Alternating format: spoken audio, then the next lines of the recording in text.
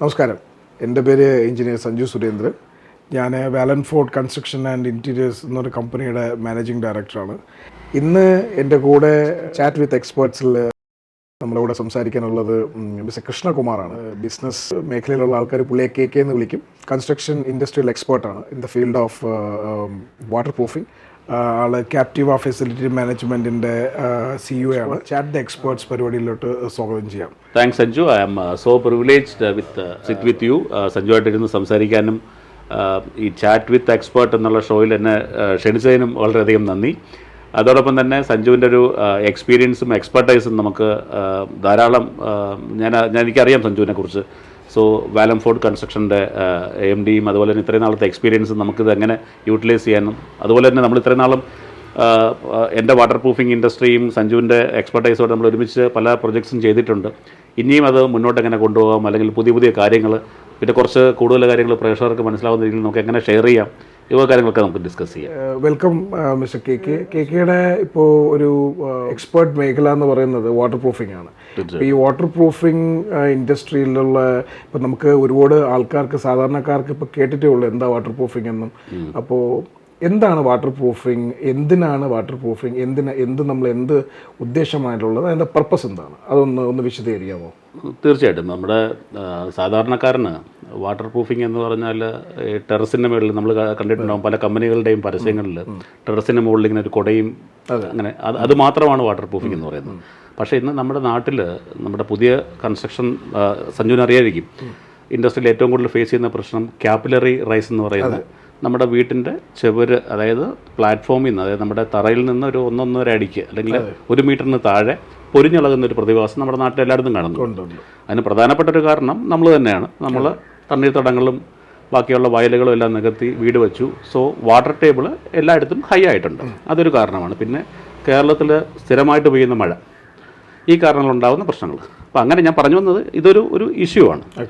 ഇതോടനുബന്ധിച്ച് നമ്മുടെ ചുവരുകളിൽ വീഴുന്ന, ഇപ്പോഴത്തെ നമ്മളുടെ സഞ്ജുവൊക്കെ ചെയ്യുന്ന പോലെ തന്നെ ന്യൂ ജനറേഷൻ വീടുകൾ, അതായത് കണ്ടംപററി സ്റ്റൈൽ നമ്മൾ പറയുന്നത്. പണ്ട് കാലത്ത് നമുക്കുണ്ടായിരുന്ന 8 കെട്ടോ 4 കെട്ടോ വീടുകളോ അല്ലെങ്കിൽ അതിന് പാകത്തിനുള്ള സൺഷെയ്ഡുകളോ ഇന്നില്ല. അപ്പോൾ കണ്ടംപററി സ്റ്റൈലാകുമ്പോഴത്തേക്കും വീടിൻ്റെ ചുവരിലേക്ക് വെള്ളം ധാരാളമായിട്ട് പതിക്കാനുള്ള സാധ്യതയുണ്ട്. അപ്പം അങ്ങനെയൊക്കെ വരുമ്പോൾ വീടിൻ്റെ ചുവരിലും വെള്ളം അബ്സോർബ് ചെയ്യാനും ചുവരിൽ ഉള്ളിലോട്ട് വെള്ളം പിടിക്കാനും, മൊത്തത്തിൽ നമ്മൾ പറയുന്ന സ്ട്രക്ചറൽ ഇൻറ്റഗ്രിറ്റി, നിങ്ങളുടെ ഭാഷയിൽ പറഞ്ഞ സ്ട്രക്ചറൽ ഇൻറ്റഗ്രിറ്റിയെ ടോട്ടലി ബാധിക്കാനുള്ള സാധ്യത വളരെ കൂടുതലാണ്. അപ്പം ഇങ്ങനെയുള്ള കാര്യങ്ങളെല്ലാം വാട്ടർ പ്രൂഫിങ്ങിൻ്റെ ഭാഗമായിട്ട് വരും. അതുപോലെ തന്നെ ടെറസ്, സൺഷെയ്ഡ്സ്, ഈവൻ ഭൂമിക്കടിയിൽ ഞാൻ നേരത്തെ പറഞ്ഞ പോലെ വാട്ടർ ടേബിൾ ഹൈ ആണെന്ന് പറഞ്ഞു. അതുമൂലം ഉണ്ടാകുന്ന പ്രശ്നങ്ങൾ, ഇപ്പോൾ എക്സാമ്പിൾ ഒത്തിരി നാൾ ഈർപ്പം നിന്ന് കഴിഞ്ഞാൽ അവിടെ ഉണ്ടാകുന്ന ചിതൽ പ്രശ്നങ്ങൾ, ഇതെല്ലാം നമുക്ക് പ്രിവെൻറ്റ് ചെയ്യാൻ വാട്ടർ പ്രൂഫിംഗ് കൊണ്ട് കഴിയും. അപ്പം വാട്ടർ പ്രൂഫിങ് വീട് നമ്മളിപ്പോൾ നമ്മുടെ ജോലി എന്ന് പറഞ്ഞാൽ വീട് കൺസ്ട്രക്ഷനാണ്. ഈ വീട് കൺസ്ട്രക്ഷൻ നമ്മൾ ചെയ്യുമ്പോൾ നമ്മൾ ഇന്നത്തെ ജനറേഷനിലുള്ള കൺസ്ട്രക്ഷൻ കമ്പനിയെല്ലാം കുറച്ച് ടെക്നിക്കലി ഫോക്കസ്ഡും ആണ്. അത് അഡ്വാൻസ്ഡ് രീതിയിലാണ്, അതൊരു എൻഹാൻസ്മെന്റ് വന്നിട്ടുണ്ട്. അപ്പോൾ പല ആൾക്കാർക്കും വാട്ടർ പ്രൂഫിംഗ് ചെയ്യണമെന്നറിയാം, പക്ഷെ എൻ്റെ പർപ്പസ് എന്താണെന്ന് അറിയത്തില്ല. ഇപ്പോൾ സാർ KK നേരത്തെ പറഞ്ഞതുപോലെ ഈ ക്യാപ്പിലറി റൈസ് ഉണ്ടാകുന്ന സ്ഥലത്തല്ലത് എന്തിനാണ് ചെയ്യുന്നത്, എന്ത് പർപ്പസാണ് എന്നുള്ള കാര്യം ഒരു ഇപ്പോഴത്തെ ഈ കോൺട്രാക്ടേഴ്സിനും ഉള്ള കാര്യങ്ങൾക്ക് നമുക്ക് ആയി വരുന്നുണ്ട്. ഒരു അറിവിലോട്ട് അത് കൺവേർട്ടായി വരുന്നു. ഇപ്പോൾ എങ്ങനെയാണ് ഇപ്പോൾ ബേസ്മെൻറ്റ്, ഇപ്പോൾ എനിക്കറിയാം അതിൻ്റെ കുറച്ച് ടെക്നിക്കലായിട്ടുള്ള ഡീറ്റെയിൽസ് എനിക്കറിയാം, എന്നാലും ഒരു എക്സ്പേർട്ടിൻ്റെ അടുത്ത് നിന്ന് കേൾക്കുമ്പോൾ അത് കേൾക്കുന്ന ആൾക്കാർക്ക്, അല്ലെങ്കിൽ ഇനി വീട് പ്ലാൻ ചെയ്യുന്ന ആൾക്കാർക്കൊക്കെ, അല്ലെങ്കിൽ വീടല്ല റെസിഡൻഷ്യൽ കൊമേഴ്ഷ്യൽ ചെയ്യുന്ന ആൾക്കാർക്കെല്ലാം അതൊരു അവയർനെസ് ക്രിയേറ്റ് ചെയ്യാൻ പറ്റും. അപ്പോൾ നമുക്കിപ്പോൾ ഒരു റെസിഡൻഷ്യൽ എടുക്കാം. ഇപ്പോൾ റെസിഡൻഷ്യൽ എടുത്തു കഴിഞ്ഞാൽ എങ്ങനെയാണ് അതിൻ്റെ ഒരു ബേസ്മെൻറ്റ് മുതലുള്ള കാര്യങ്ങൾ നമുക്ക് എങ്ങനെയാണ് ഈ വാട്ടർ പ്രൂഫിംഗ് നമുക്ക് ഇൻക്ലൂഡ് ചെയ്യാൻ പറ്റും, അതിൻ്റെ പർപ്പസ് എങ്ങനെയാണ്, ബെനിഫിറ്റ് ലോങ് റണ്ണിൽ എങ്ങനെയാണ് ഉപയോഗപ്പെടുന്നത്? സഞ്ജു നേരത്തെ പറഞ്ഞതുപോലെ നമ്മൾക്ക് ഈ അവയർനെസ് എന്ന് പറയുന്ന പോലെ തന്നെ മാർക്കറ്റ് പെനിട്രേഷൻ എന്നൊരു സംഭവമുണ്ട്. നമ്മുടെ ഇന്നും നമ്മുടെ കേരളത്തിൽ, ഇപ്പോൾ നമ്മുടെ തിരുവനന്തപുരം ആസ് എ മാർക്കറ്റ് എടുത്തു കഴിഞ്ഞാൽ ഇന്നും നമ്മുടെ വാട്ടർ പ്രൂഫിംഗ് മാർക്കറ്റ് അല്ലെങ്കിൽ വാട്ടർ പ്രൂഫിങ്ങിൻ്റെ പ്രൊഡക്ട്സിൻ്റെ നല്ലൊരു ഷെയർ കൈകാര്യം ചെയ്യുന്നത് പെയിൻറ്റ് ഷോപ്സ് ആണ്. അതായത് നമ്മുടെ സാധാരണക്കാരൻ വാട്ടർ പ്രൂഫിംഗ് പ്രൊഡക്റ്റ് വേണമെന്ന് പറഞ്ഞ് പെയിൻറ്റ് ഷോപ്പിനെ അപ്രോച്ച് ചെയ്യുന്നു. അവിടുത്തെ ഒരു സെയിൽസ്മാൻ, അദ്ദേഹം ഒരു എക്സ്പെർട്ട് ആയിരിക്കത്തില്ല, അദ്ദേഹം അവിടെ സ്കീമിൽ അവർക്ക് നല്ല ഏറ്റവും കൂടുതൽ കിട്ടുന്ന ഏതെങ്കിലും ഒരു പ്രൊഡക്റ്റ് റെക്കമെൻഡ് ചെയ്യുന്നു. കറക്റ്റ്. അത് തന്നെയായിരിക്കും അവർ റൂഫിലും ബാത്റൂമിലും അല്ലെങ്കിൽ ഈ പറഞ്ഞ ചെവറിലും എല്ലാം ഉപയോഗിക്കുന്നത്. ഇതാണ് ഇന്ന് കണ്ടുവരുന്ന ഒരു ഇഷ്യൂ. അപ്പോൾ എന്നിട്ട് കസ്റ്റമർ, ഇപ്പം ഞാനൊരു വീട് വയ്ക്കുന്ന ആളാണെങ്കിൽ ഞാൻ ചിന്തിക്കുന്നു ഞാൻ എൻ്റെ വീടിന് വാട്ടർ പ്രൂഫ് ചെയ്തും ചിന്തിക്കുന്നു. മനസ്സിലായി. അതായത് പറയുന്നത് ലാക്ക് ഓഫ് അവയർനെസ് ആണ് ഇന്ന് മാർക്കറ്റിൽ വാട്ടർ പ്രൂഫിംഗ് ഇൻഡസ്ട്രിയിൽ ഫേസ് ചെയ്യുന്ന ഏറ്റവും വലിയ ഇഷ്യൂ. കോസ്റ്റ് ഭയങ്കര കൂടുതലായിരിക്കും കൂടെ ഇൻക്ലൂഡ് ചെയ്ത. പക്ഷെ അവർക്ക് അത് കോസ്റ്റിന്റെ കാര്യം കേക്ക് നേരത്തെ പറഞ്ഞതുപോലെ നമ്മുടെ ആ ഒരു സ്റ്റോറിന്റെ അകത്ത് കടയിൽ പോയി മേടിക്കുമ്പോൾ അവർ കൊടുക്കുന്ന ആ ഒരു പ്രോഡക്റ്റ് മാത്രമേ അറിയാം. ഏത് പ്രോഡക്റ്റ് എന്തിന് എവിടെ യൂസ് ചെയ്യണം എന്നുള്ള കാര്യം അവർക്ക് അറിയാൻ പറ്റത്തില്ല. നമുക്കും എല്ലാം പണ്ട് നമ്മൾ ഈ കൺസ്ട്രക്ഷനിലോട്ട് വന്ന സമയത്തും ഈ വാട്ടർ പ്രൂഫിങ് നമ്മളെ ഈ മാർക്കറ്റിൽ തുടങ്ങിയ സമയത്തും നമുക്കും എല്ലാം പറ്റിയിട്ടുള്ള ഒരു കാര്യമാണ്. മനസ്സിലല്ലേ? അപ്പൊ അതിനെ കുറിച്ചൊന്ന് തീർച്ചയായിട്ടും അതാണ് ഞാൻ പറഞ്ഞു വന്നത്. അതായത് ഇപ്പൊ എനിക്കറിയാവുന്ന ഒരു സുഹൃത്ത്, അദ്ദേഹം പെയിന്റ് ഷോപ്പാണ്, അദ്ദേഹം ഓണറാണ്. അദ്ദേഹം പല കാര്യങ്ങൾക്കും എന്നെ വിളിച്ച് കാര്യങ്ങൾ ചോദിക്കാറുണ്ട്. അപ്പൊ അദ്ദേഹം പറയുന്ന ഒരു കാര്യം എന്ന് പറഞ്ഞാൽ, വന്നിട്ട് കസ്റ്റമർ ചോദിക്കുന്നത് ഇതിൻ്റെ ഒരു വില, ഒരു ഫോർ എക്സാമ്പിൾ ഒരു XYZ ബ്രാൻഡ്, അതിൻ്റെ വില ഇപ്പം 2000 രൂപ എന്ന് പറഞ്ഞാൽ അതിലും കുറഞ്ഞ സാധനമുണ്ടോ? കാരണം he want to make sure that his residence is entirely waterproof. പക്ഷേ പുള്ളിക്കാരൻ he is not ready to pay more. അതൊരു കൺസേൺ ആണ്. പിന്നെ രണ്ടാമത് ഈ ജനങ്ങൾ, അതായത് സാധാരണക്കാരായ ആൾക്കാർ, നമ്മുടെ വീട് വയ്ക്കുന്ന ആൾക്കാർ ചിന്തിക്കുന്നത് വാട്ടർ പ്രൂഫിംഗ് കമ്പനികളെ അപ്രോച്ച് ചെയ്ത് കഴിഞ്ഞാൽ കോസ്റ്റ് വളരെ കൂടുതലായിരിക്കും. നേരത്തെ പറഞ്ഞതുപോലെ തന്നെ. അപ്പൊ ആ ഒരു മിഥ്യാധാരണയാണ്. ഇവിടെ എക്സ്പെർട്ട് ഒപ്പീനിയൻ കിട്ടുന്നു എന്നതിന് പകരം, ഇപ്പൊ എക്സാമ്പിള് നമ്മളൊരു ഡോക്ടറെ പോയി കണ്ട് ഡോക്ടർ മരുന്ന് എഴുതിയാൽ അത് വില കൂടുതലായിരിക്കും. പകരം ഞാൻ മെഡിക്കൽ സ്റ്റോറിൽ പോയി ഒരു സാധനം നേരിട്ട് വാങ്ങിച്ചാൽ എന്റെ അസുഖം മാറുന്നുണ്ടല്ലോ, പിന്നെ എന്തിനു ഞാൻ ഡോക്ടറെ അടുത്ത് പോകും? ഒരു മിനിറ്റ്, കെ പറഞ്ഞപ്പോൾ ഇതിന്റെ കൂടെ ഒന്നൊരു ആഡ് ചെയ്യാം. നമ്മളെ കൺസ്ട്രക്ഷൻ ഇൻഡസ്ട്രിയിൽ ഉണ്ടാകുന്ന ഒരു ഏറ്റവും വലിയ പ്രശ്നം ഇതാണ് എന്ന് പറഞ്ഞാൽ, ആ ഒരു ഡ്രോയിങ് ആൾക്കാർ ആരെങ്കിലുമൊക്കെ കൊടുത്ത് ചെയ്യിക്കും. പക്ഷെ ഒരു ടെക്നിക്കൽ എക്സ്പേർട്ട്, ഒരു എഞ്ചിനീയർ അല്ലെങ്കിൽ ഒരു ആർക്കിടെക്ട് ചിലപ്പോൾ അതൊന്ന് റെഫർ ചെയ്ത് എന്തെങ്കിലും ഒരു ചേഞ്ചസ് വരുത്തിയാൽ ചിലപ്പോൾ ചെയ്യുന്നതിന് ഇപ്പം ഉള്ള ഡ്രോയിങ്ങിനെക്കാളും കുറച്ചുകൂടെ അതിനൊരു 2000-3000 സ്പെൻഡ് ചെയ്യാൻ മടിച്ചിട്ട്, അത് 2000-3000 എങ്ങനെയാണ് 40-50 ലക്ഷം രൂപ ഒരു വീട് വയ്ക്കുന്നിടത്ത് വെറും 2000-3000 രൂപ കൊടുത്തിട്ട് ഒരു എക്സ്പേർട്ട് അഡ്വൈസ് ആ ഡ്രോയിങ്ങിനെ പറ്റി.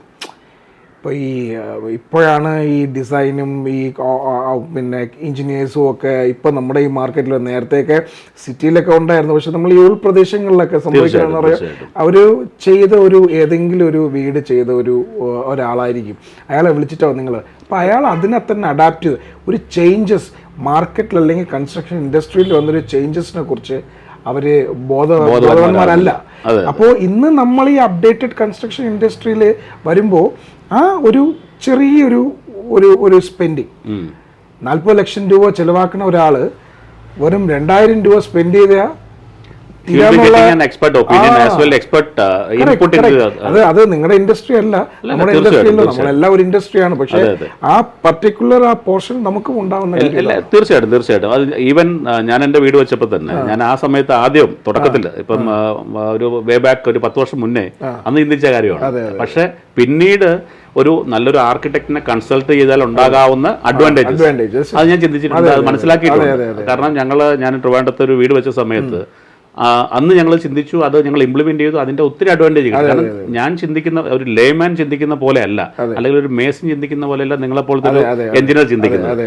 നിങ്ങൾക്ക് വർഷങ്ങളുടെ എക്സ്പീരിയൻസും നിങ്ങൾക്ക് അതുപോലെ തന്നെ എന്തൊക്കെ സ്പേസസ് എങ്ങനെ യൂട്ടിലൈസ് ചെയ്യാം,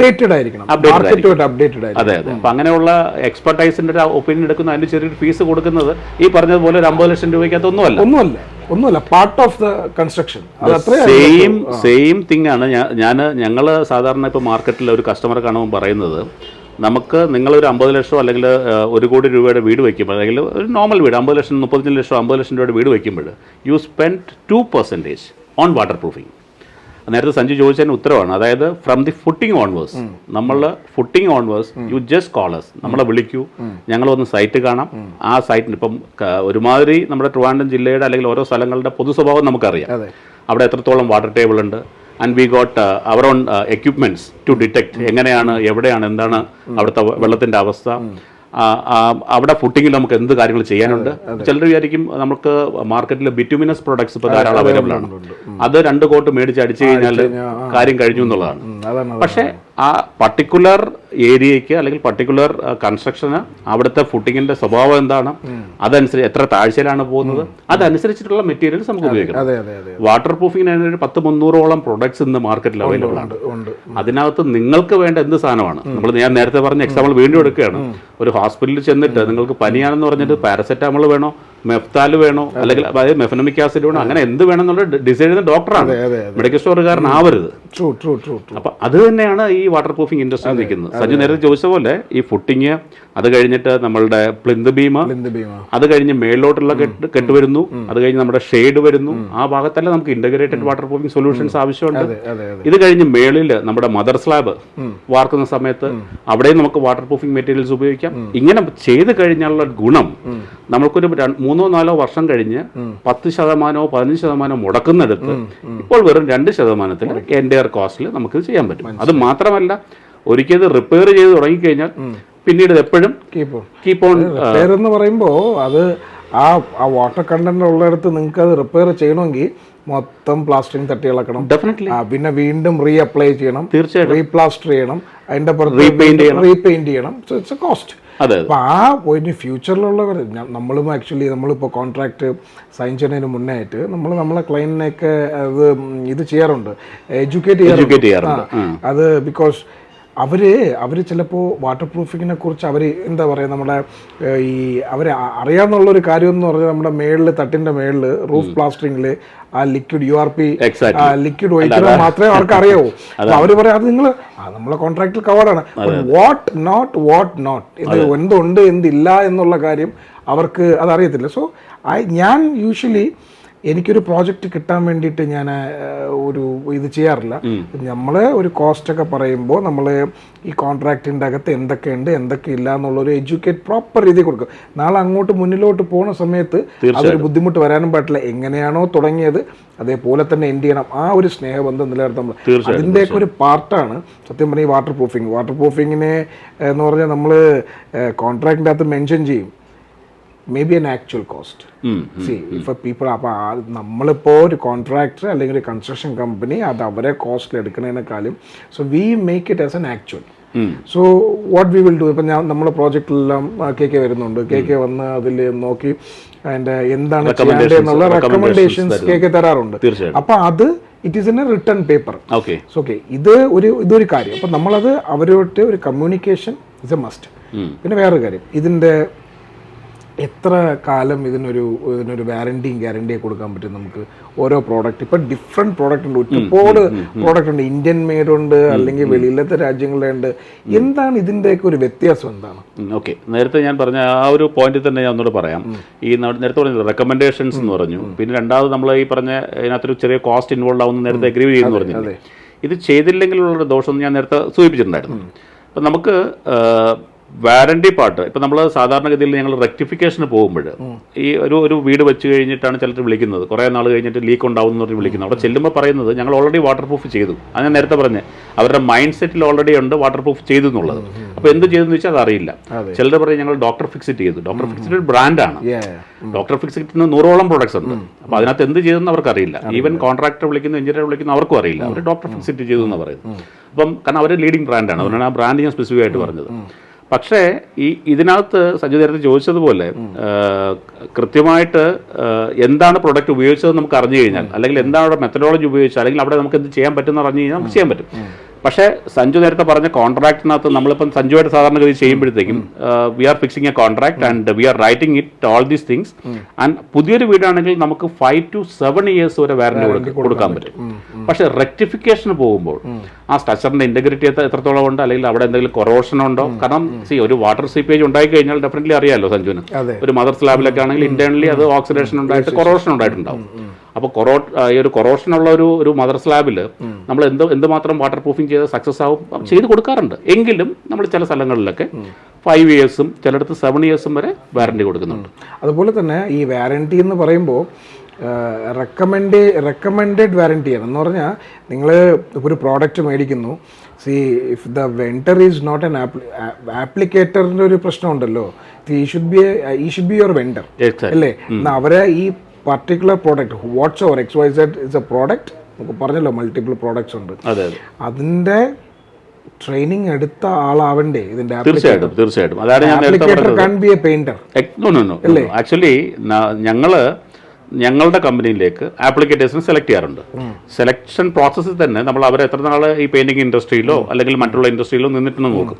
ഇത് കഴിഞ്ഞിട്ട് we do provide A very good training and we are providing them a certification. നാളെ പുള്ളി ക്യാപ്റ്റീവയുടെ ഒപ്പം നിന്നാലും ഇല്ലെങ്കിലും ഹീസ് ആൻ ഓതറൈസ്ഡ് ആപ്ലിക്കേറ്റർ. അപ്പോൾ പുള്ളിക്ക് ആ പർട്ടിക്കുലർ ബ്രാൻഡ് മാത്രമേ ചെയ്യാനുണ്ടാവുള്ളൂ. പക്ഷേ ഇപ്പം വേറൊരു കമ്പനിയിലോട്ട് പോകണമെങ്കിൽ ഹീ ഷുഡ് ബി ഓതറൈസ്ഡ്. പക്ഷെ ആസ് എ കമ്പനി അല്ലെങ്കിൽ ഞാൻ പേഴ്സണലി സർട്ടിഫൈഡ് വാട്ടർ പ്രൂഫിംഗ് എക്സ്പെർട്ടാണ്, സർട്ടിഫൈഡ് ആണ്. അപ്പോൾ ഞങ്ങളുടെ ടീംമേറ്റ്സിന് എല്ലാവർക്കും അല്ലെങ്കിൽ ഞങ്ങളുടെ ആപ്ലിക്കേറ്റേഴ്സിന് എല്ലാവരെയും ഞങ്ങൾ ട്രെയിൻ ചെയ്യിക്കാറുണ്ട്. സർട്ടിഫിക്കേഷൻ ഒബ്റ്റെയിൻ ചെയ്യിക്കാറുണ്ട്. അപ്പോൾ ഇപ്പോൾ യൂഷ്വലി നമ്മൾ കൺസ്ട്രക്ഷൻ ഇൻഡസ്ട്രിയാണ് നമുക്ക് അറിയാം നടക്കാറുള്ളതെന്ന് പറഞ്ഞാൽ വാട്ടർ പ്രൂഫിംഗ് ആണ്. ഓക്കെ, നീ ഒരു കാര്യം ഒരു പെയിന്ററെ വിളിക്കും, അതായത് അവിടെ ഒരു ബക്കറ്റ് കിട്ടും, 20 ലിറ്റർ കിട്ടും. അവർ ചോദിച്ചു അവരടുത്ത് അത് അപ്ലൈ ചെയ്യും. പക്ഷെ ഇത് സംഭവിക്കുന്ന കാര്യം ശരി, അത് നമ്മൾ വിത്തിൻ ദ വാറണ്ടി പീരീഡിൽ എന്തെങ്കിലും സംഭവിച്ചിരുന്നാൽ പോലും നമ്മൾ ആ കമ്പനി വിളിക്കുമ്പോൾ അവർ പറയുന്ന കാര്യം എന്താണെന്നറിയോ, പക്ഷേ ഇത് പ്രോഡക്റ്റിന്റെ കുഴപ്പമില്ല, ആപ്ലിക്കേറ്ററിന്റെ കുഴപ്പമാണ്, മിക്സിംഗ് ശരിയല്ല, അതിന്റെ സർഫസ് ക്ലീൻ ചെയ്തിട്ടില്ല, ക്ലീൻ ചെയ്യാതെ അടിച്ചുകൊണ്ടായിരിക്കാം. സോ നമ്മൾ ഒരു എൻ്റെ എക്സ്പീരിയൻസിൽ ഞാൻ പറയാണ്, ഒരു വാട്ടർ പ്രൂഫിങ്ങിന്റെ ഒരു കമ്പനിയെ ഏൽപ്പിക്കാത്തിടത്തോളം കാലം നമുക്കിതിന്റെ ക്ലെയിം ചെയ്യാൻ പറ്റില്ല. Because product manufacturer will blame the applicator will blame the product. ഇത് രണ്ടും തമ്മിൽ കളിച്ചിട്ട് എൻഡ് ഓഫ് ദി ഡേ ക്ലയന്റിനോ അല്ലെങ്കിൽ ഇത് ചെയ്ത കോൺട്രാക്ടറിനോ അല്ലെങ്കിൽ ഒരു കൺസ്ട്രക്ഷൻ കമ്പനിക്കോ ആയിരിക്കും ഇതിൽ മോശം. സോ ഇത് ചെയ്യുന്നുണ്ടെങ്കിൽ എൻ്റെ ഒരു സജഷൻ, എൻ്റെ ഒരു എക്സ്പീരിയൻസ് വെച്ചിട്ട് ഷുഡ് ബി അത് ഒരു പ്രൊഫഷണൽ വാട്ടർ പ്രൂഫിംഗ് കമ്പനിയെ, അതായത് ഓതറൈസ്ഡ് വാട്ടർ, ഞാൻ പ്രൊഫഷണലിന്റെ കാര്യം ഉപരിയായിട്ട് പറയാണ്ട് ഓതറൈസേഷൻ എങ്ങനെയാണ്, ഒരു കമ്പനിയുടെ ഓതറൈസ്ഡ് ആപ്ലിക്കേറ്റർ ആയിട്ടുള്ള കമ്പനി അവരെ ഏൽപ്പിക്കുക, അവരെ കൊണ്ട് ചെയ്യിക്കുക, അവരെ നിന്ന് സർട്ടിഫിക്കറ്റ് ഒബ്റ്റെയിൻ ചെയ്യുക, അതായത് വാറണ്ടി സർട്ടിഫിക്കറ്റ്. സോ ദാറ്റ് ആ വാറണ്ടിയിൽ സർവീസ് പ്രൊവൈഡർ ആയിട്ടുള്ള കമ്പനിയും ഇൻവോൾവ് ആയിരിക്കും. അല്ല, അത് ലോങ് ലാസ്റ്റിംഗ് ചെയ്യണം അല്ലെങ്കിൽ അത് ക്വാളിറ്റി ആയിട്ട് ചെയ്യണമെന്നുണ്ടെങ്കിൽ shouldn't be a painter to apply this product.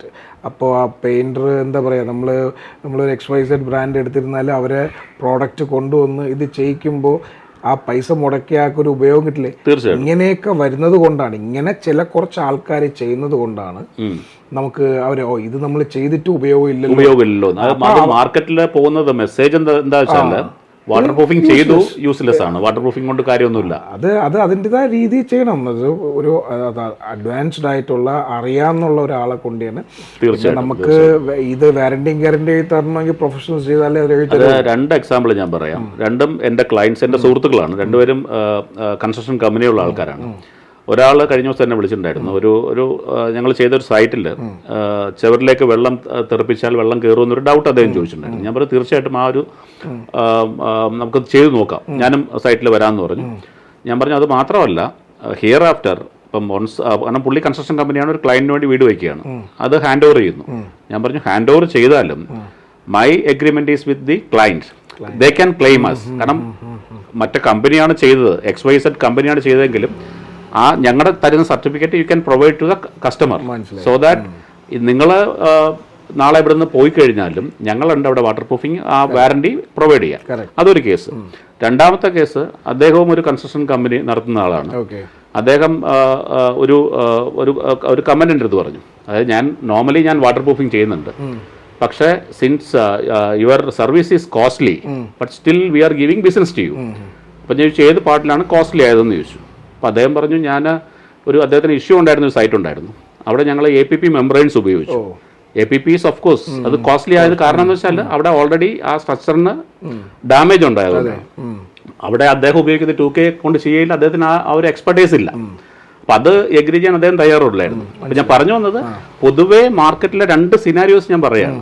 ഇതെല്ലാം ഈ പറഞ്ഞ വാട്ടർ പ്രൂഫിങ്ങിന്റെ ഇൻഡസ്ട്രിയുടെ മേളിൽ വരുന്ന പഴിയായിട്ടേ വരികയുള്ളൂ. കാരണം ഒന്ന് കോസ്റ്റ് കൂടുതലാണെന്നും അതൊരു മിഥ്യാധാരണയാണ്. പക്ഷേ നിങ്ങൾ ചെയ്തത് ശരിയല്ല, പിന്നീട് നമുക്ക് ചെയ്യേണ്ടി വന്നാൽ definitely cost will be more. നമുക്കും അതാണ് ഈ കൺസ്ട്രക്ഷൻ ഇൻഡസ്ട്രിയിലും വരുന്നൊരു പ്രശ്നം. ഇതിൻ്റെ KK പറഞ്ഞതിൻ്റെ ഒരു 10% നമുക്ക് ഒരു ഉൾപ്പെടാറുണ്ട്. കാര്യം നമ്മൾ ഒരു 10-20 ഇയേഴ്സ് ബാക്ക് പ്രോബബ്ലി നമുക്ക് ചിലപ്പോൾ ഈ ചതുപ്പ് നിലമുള്ള സ്ഥലങ്ങളിലായിരിക്കും ചിലപ്പോൾ വാട്ടർ പ്രൂഫ്, അല്ല നോർമൽ സ്ഥലങ്ങൾ നമ്മൾ യൂസ് ചെയ്യാറില്ല. പക്ഷേ ഇന്ന് ചതുപ്പ് നിലമായിരുന്നാലും ഹാർഡ് സോയിൽ ആയിരുന്നാലും നിങ്ങൾ വീട് വയ്ക്കുന്ന കൺസ്ട്രക്ഷൻ, വീടല്ല, if you do a construction waterproof should be done. Climate resilience എന്ന് പറഞ്ഞാൽ പണ്ട് നമുക്കറിയാം ഇന്ന സമയത്ത് മഴ പെയ്യും, ഇന്ന സമയത്ത് വിറയുള്ള സമയമാണ് അല്ലെങ്കിൽ ചൂടുള്ള സമയമാണ്, ഓക്കെ, അതിന്റെ അബ്സോർപ്ഷൻ ലെവലും ഒക്കെ നമുക്കൊരു കാൽക്കുലേഷൻ അതിന്റെ അനുസരിച്ചാണ് ഒരു തമ്പ് റൂളിൽ സെറ്റ് ചെയ്ത് വെച്ചിട്ടുള്ള ഒരു കൺസ്ട്രക്ഷൻ പ്രോസസ് ഉണ്ട്. പക്ഷെ ഇന്നത്തെ ഈ ജനറേഷനിൽ അതൊരിക്കലും ചെയ്യാൻ പറ്റില്ല. Because we don't know the climate. നമുക്കൊരു ക്ലൈമറ്റ് പ്രഡിക്ഷൻ ഇല്ല. തീർച്ചയായിട്ടും ക്ലൈമറ്റ് പ്രഡിക്ഷൻ ഇല്ല. ഇപ്പോൾ എനിക്ക് തോന്നുന്നത് ഏറ്റവും കൂടുതൽ മഴയാണ്, ഏറ്റവും കൂടുതൽ മഴ, അത്രയും തന്നെ ഇല്ലാത്ത സമയത്ത് വെയിലുമുണ്ട്. സോ പായൽ പിടിക്കേണ്ട ടെൻഡൻസി ഇതൊക്കെ സംഭവിക്കുമ്പോൾ പറഞ്ഞതുകൊണ്ട് ഒരു കാര്യം കൂടെ ആഡ് ചെയ്യാണ്. ഈ മഴയും ഇതും പായലും മാത്രമല്ല, UV സ്റ്റെബിലിറ്റി എന്നൊരു സംഭവം കൂടെ വാട്ടർ പ്രൂഫിങ്ങിനുണ്ട്. നമ്മുടെ വേനൽക്കാലത്ത് ഏറ്റവും കൂടുതൽ വാട്ടർ പ്രൂഫിംഗ് മെമ്പറൈൻസ്, നമ്മുടെ സാധാരണ ഈ പറയുന്ന ആൾക്കാർ ചെയ്യുന്ന വാട്ടർ പ്രൂഫിംഗ് മെമ്പറൈൻസ് ഇളകി പോകാനുള്ള കാരണം UV സ്റ്റേബിൾ അല്ലാത്തതുകൊണ്ടാണ്. ഈ മെമ്പറൈൻ കോട്ടിങ് UV സ്റ്റേബിൾ അല്ലെങ്കിൽ ഡെഫിനറ്റ്ലി അത് നമ്മുടെ മദർ സ്ലാബിൽ നിന്ന് പൊളിഞ്ഞു പോകും. അപ്പൊ അതും വളരെ ഇമ്പോർട്ടൻ്റ് ആണ്. അപ്പം നമുക്ക് അവിടെ ഉപയോഗിക്കുന്ന മെംബ്രെയിൻ UV സ്റ്റേബിൾ ആയിരിക്കണം, അല്ലെങ്കിൽ ആ സ്ഥലത്ത് UV പ്രൊട്ടക്റ്റീവ് കോട്ടിംഗ് കൊടുക്കുകയും വേണം. അപ്പം അങ്ങനെയുള്ള കാര്യങ്ങളും കൂടെ ഇമ്പോർട്ടൻ്റ്. അത് മാത്രമല്ല, ഇപ്പം ഞാൻ പറഞ്ഞു വന്ന കാര്യം ക്ലൈമറ്റ് റെസിലിയൻസിന്റെ കാര്യം. അപ്പോൾ അത് ആ കാരണം കൊണ്ടാണ് യഥാർത്ഥത്തിൽ ഈ പായൽ പിടിക്കുന്നതും അല്ലെങ്കിൽ എന്തെങ്കിലും ഡാംപ്നെസ് ഉണ്ടാവുന്നതും മഴയുടെ ഇത് കൂടുതൽ നമ്മൾ ആ തമ്പ് റൂളിൽ വർക്ക് ചെയ്താൽ നടക്കത്തില്ല. പക്ഷേ ഇതൊരാൾ കാണുമ്പോൾ നമ്മൾ വീട് 10 കൊല്ലം മുന്നേ വെച്ചപ്പോൾ ഇങ്ങനെ ഒരു കുഴപ്പമില്ലായിരുന്നല്ലോ, അന്ന് ഒരു പ്രശ്നമില്ലായിരുന്നല്ലോ, ഇപ്പൊ ചെയ്യുന്ന വീടുകളിലല്ലേ പ്രശ്നം. അപ്പൊ അങ്ങനെ ഈ ഒരു കൺസ്ട്രക്ഷൻ കോൺട്രാക്ടേഴ്സ് ഇത് യഥാർത്ഥത്തിൽ സംഭവിക്കുന്നത് അന്നത്തെ ജനറേഷനിൽ ചിലപ്പോൾ ഈ വാട്ടർ പ്രൂഫിന്റെ ആവശ്യമില്ല. കാരണം ഹാർഡ് സോയിൽ അടുത്തുള്ളടത്തൊന്നും വെള്ളം പതുക്കെ അത്രയും ഗ്രാവിറ്റിയോടുകൂടെ വലിച്ചെടുക്കും അതിനെ. മറ്റത് എന്താ സംഭവിക്കുക, നമ്മൾ മഴ ഒരുപാട് പെയ്യുമ്പോൾ എന്ത് ചെയ്യും, പായലും കാര്യങ്ങളും. അപ്പോൾ നമ്മൾ അതിനു വേണ്ടിയുള്ള സൊല്യൂഷനാണ് കണ്ടെത്തേണ്ടത്. This is a solution. Waterproof ചെയ്യേണ്ടടുത്ത് ഇനി ഈ ക്ലൈമറ്റിൽ ഈ ഇങ്ങനെ ഒരു ചേഞ്ച് ഓഫ് ക്ലൈമറ്റിൽ നമുക്ക് ചെയ്തേ പറ്റൂ.